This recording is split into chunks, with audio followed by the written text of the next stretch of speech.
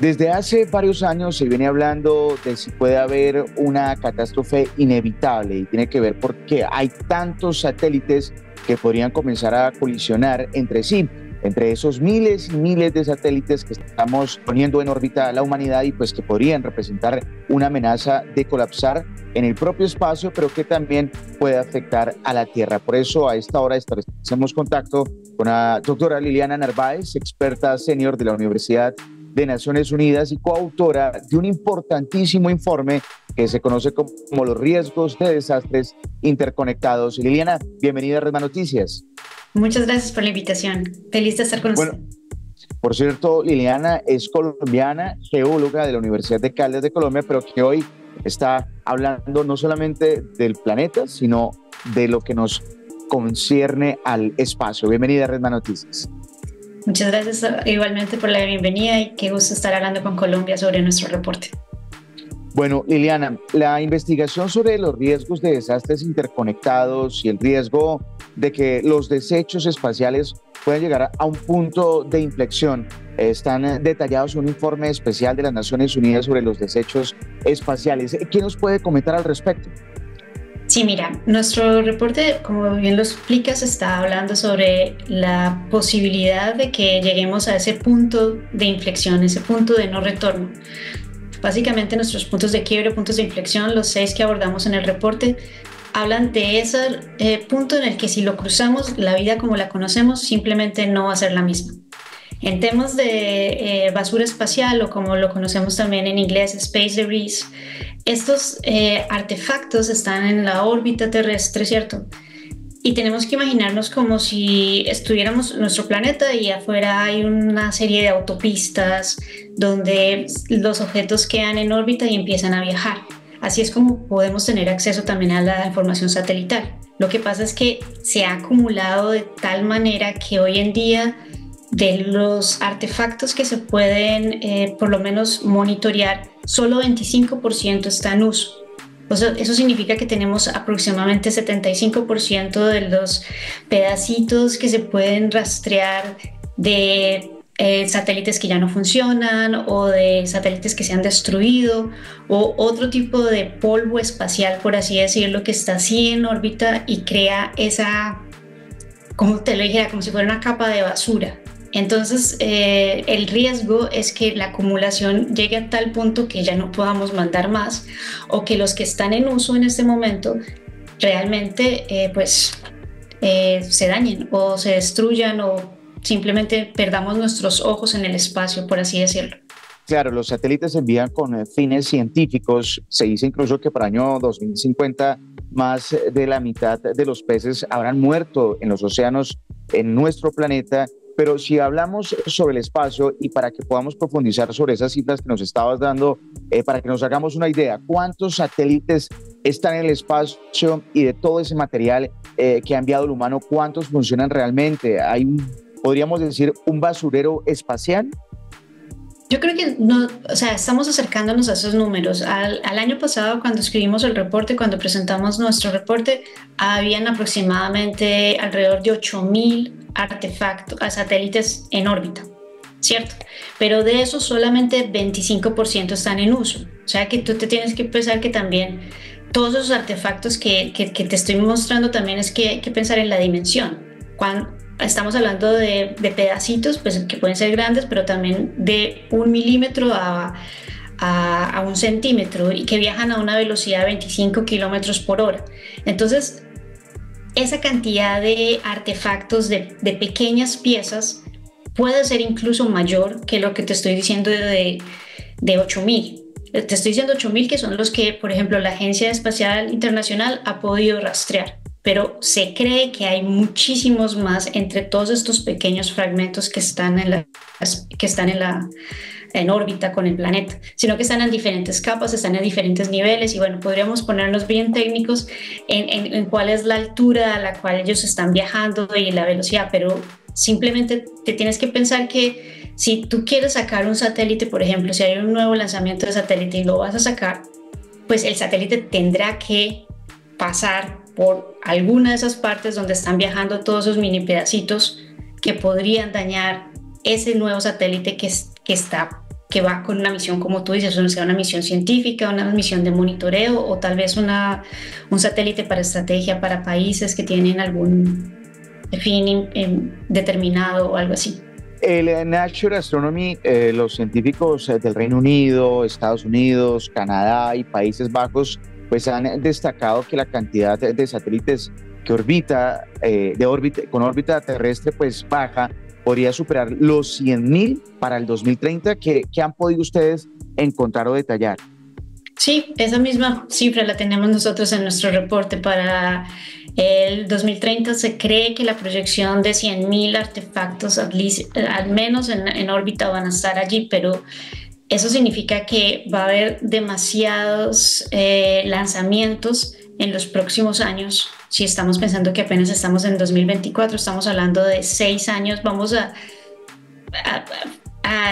increíblemente mandar demasiados y que van a poderse convertir en un problema para después. Lo importante que tenemos que entender es el riesgo que esto está ocasionando en términos de cuáles son los planes para regresar los que en este momento están en órbita. Entonces, lanzar satélites, en principio no tiene ningún problema. El problema es que muchos de ellos solamente llegan a durar 5 o 7 años. ¿Qué hacemos después de los 5 o 7 años? ¿Cuáles son los planes para que regresen? Y muchos satélites tienen una tecnología incorporada y que apenas dejan de usar, llegan y entran otra vez a la atmósfera, se destruyen por esa capa que tenemos nosotros en la superficie, se vuelven miles de pedacitos, pero entonces se vuelve a convertir en un problema. Los pedazos grandes entran a la atmósfera terrestre y entonces llegan, por ejemplo, ¿a dónde? A los océanos. Y entonces en vez de tener un problema de basura espacial, tenemos un problema de basura en el océano. Entonces, realmente lo que tenemos que pensar es cómo vamos a planear mejor esta carrera espacial, estas ganas de conquistar el espacio y de sacarle provecho a toda la información que podemos obtener de los satélites, pero bajo qué condiciones de seguridad, bajo qué protocolos internacionales y de cooperación. Estamos hablando de que compañías privadas pueden hacerlo, pero ¿quién los va a regular? Existe ya una regulación, pero ¿quién hace que se cumplan las regulaciones? Entonces, el informe realmente eso es lo que busca. Más que traer datos y números, lo que quiere es levantar como los ojos, abrirnos un poquito y decirnos que hay un problema y que ese problema se está presentando y que probablemente en unos 6 años el problema va a ser mucho más grande.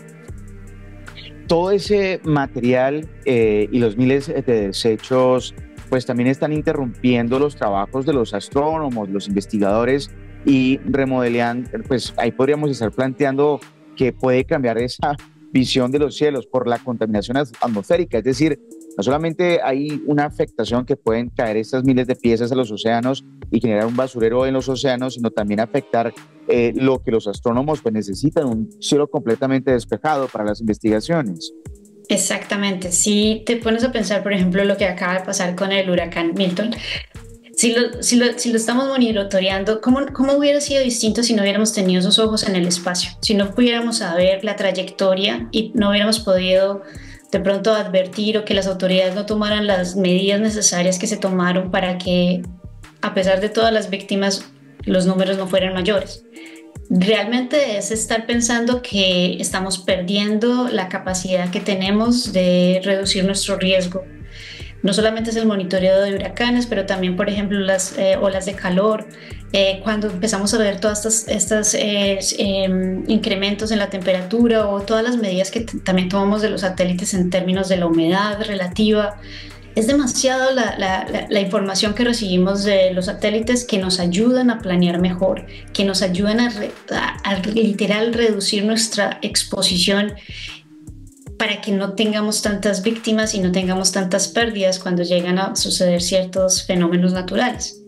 Andy Lawrence, profesor de la Universidad de Edimburgo, él alertó sobre que es la hora de actuar para aplicar correctamente regulaciones, como nos estabas anticipando, y dónde se necesitan establecer quizás nuevas normativas internacionales.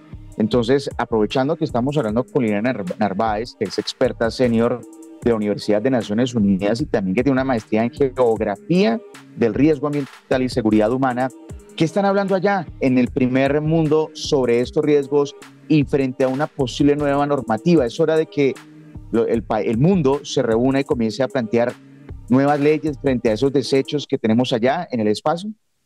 Definitivamente, y afortunadamente este tema es parte de la agenda internacional.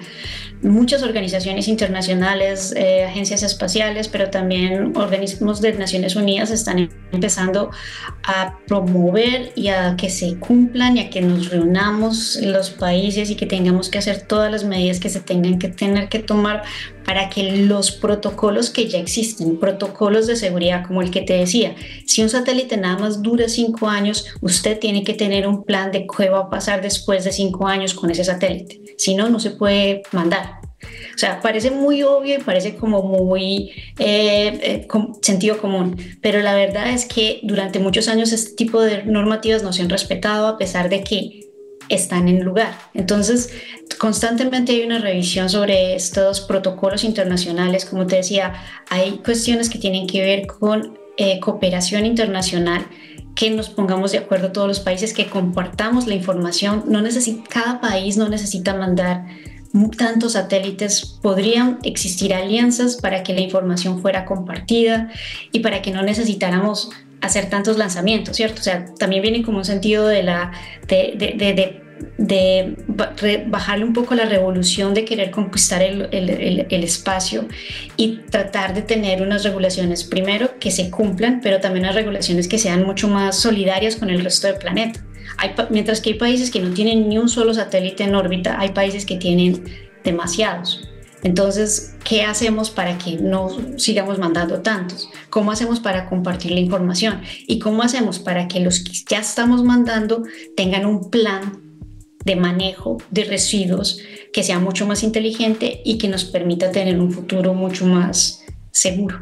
¿Ya se han conocido sobre casos de choques entre satélites y qué riesgos se han generado a través de ellos? Y uno muy famoso fue en 2009, la colisión de 2 satélites, que incluso está muy bien documentado. Esta colisión de satélites generó una cantidad de partículas que yo creo que a partir de eso, por lo menos lo que hemos investigado nosotros, muchas de estas conversaciones de qué vamos a hacer con los satélites que no están en uso están teniendo lugar hoy en día, porque es un riesgo inminente.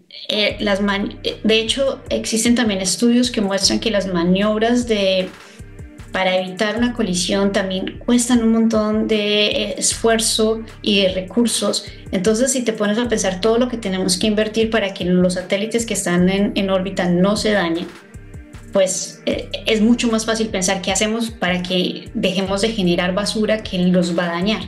O no solamente los satélites, estamos hablando también de la agencia, de la estación espacial o de otro tipo de investigaciones que quieren de hecho brindarnos mucha más información, por ejemplo, acerca del espacio exterior, qué está pasando en otros planetas.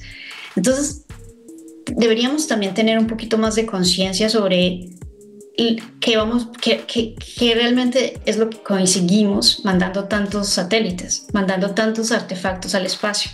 Incluso muchos de estos satélites que nos envían información en temas atmosféricos, por ejemplo, los ciclones, los huracanes, las imágenes satelitales para estar atentos en cuanto a los organismos de socorro en el Atlántico por la llegada, como ahora lo estamos viviendo hace poco, el huracán Milton. Pero eso también representa riesgos en cuanto a qué hacer. O sea, no hay un momento en el que se tome una decisión y digan, oiga, ya tenemos que parar el envío de satélites, o eso todavía está como en veremos. Pues mira, de eso hay una controversia realmente, o sea, y creo que yo creo que lo que invita al reporte, o por lo menos nuestro reporte, es a tomar conciencia de los que ya tenemos en espacio, qué hacemos y por qué vamos a mandar más. Deberíamos tener un sentimiento más como de precaución. ¿Cómo hacemos para que no nos vayamos a meter en problemas? Entonces, en ese sentido, yo creo que la mejor respuesta para lo que tú estás diciendo es como casi todo lo que nos enfrentamos en la vida. ¿Cómo hacemos para que eso que sabemos que es malo, pero que lo necesitamos, no abusemos de él.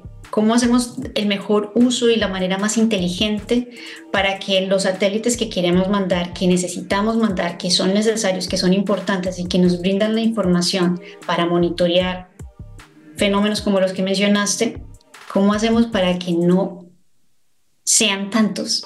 ¿Cómo hacemos para optimizar los lanzamientos? ¿Cómo hacemos para compartir la información que un satélite le brinda a una nación? ¿Y cómo hacemos para que ese satélite que se va a mandar tenga un plan de retorno o un plan por lo menos de que no se va a convertir en la basura espacial del futuro? Entonces es un poco como de sentido común, como te decía, y de alertar y de que las personas empecemos también a darnos cuenta de que no todas las noticias de que hay un nuevo lanzamiento son buenas. Si detrás de ellas no viene un plan de acción de qué vamos a hacer con eso que después en unos años va a ser una basura. También se me ocurre preguntar, es la contaminación no solamente por el objeto, sino también todos esos químicos que tienen, no sé, me pongo a pensar el óxido, y si cae uno de esos artefactos que duran años y años allá orbitando, al final entra a la Tierra, supongo que hay una contaminación muy grande atmosférica en cuanto a otros químicos, ¿cómo qué? Pues mira, los artefactos que están, muchos de ellos tienen, o sea, parece que no se debería comparar igual, pero tienen demasiadas propiedades similares a las que tú podrías pensar como los aviones o como los carros en la Tierra. No es que tengan otros tipos de materiales completamente distintos, pero lo que pasa es que están entrando a un espacio que de pronto ellos se van a desintegrar de una manera muy distinta como se desintegran en la atmósfera terrestre. Entonces, la cantidad de polución que podemos tener en el espacio por los distintos materiales de los distintos artefactos que mandamos puede ser tan diversa como la misma polución que tenemos en la Tierra. Entonces, lo que tenemos que pensar es que más el daño que puede ocasionar o el peligro que pueda ocasionar es cómo hacemos para minimizar y que no mandemos tantos, para que el riesgo sea mucho menor. Y por último, también está otro riesgo, y es qué pasaría si todos los satélites se estrellaran, ¿no? Y muchas de nuestras, por ejemplo, telecomunicaciones funcionan a través de satélites. ¿Eso qué podría generar también? Otro riesgo. Sí, como te decía al principio, muchos de los artefactos que están en órbita están a distintas alturas, por así decirlo.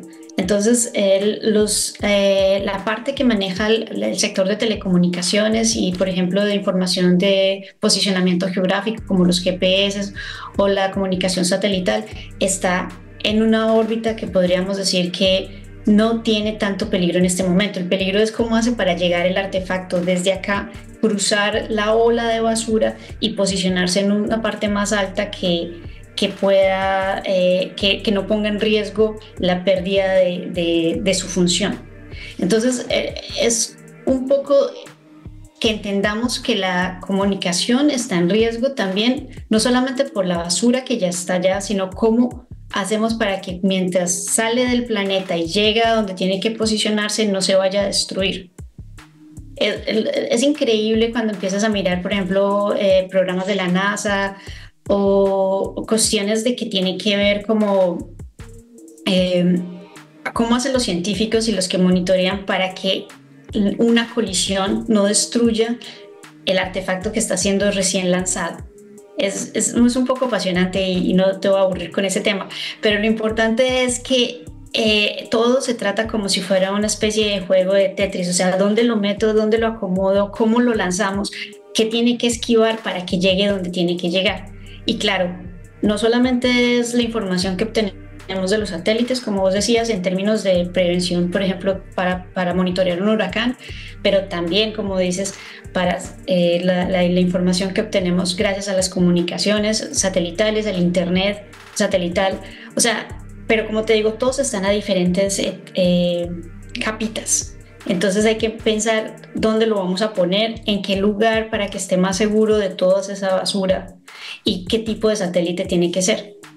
Pues ahí está, los expertos, los científicos advierten que es inevitable que se pueda producir una colisión catastrófica entre los satélites. De los miles y miles que están allá en órbita en las diferentes capas, como nos están explicando, solo el 25% están en uso. es decir, un 75% convertido en basura espacial. Pues le agradecemos a Liliana Narváez, colombiana, geóloga de la Universidad de Caldas y hoy en una de las esferas más importantes de investigaciones a nivel mundial, porque es experta senior de la Universidad de las Naciones Unidas y coautora de este informe, el que estamos hablando de riesgos de desastres interconectados. Gracias por estar aquí en Redman Noticias.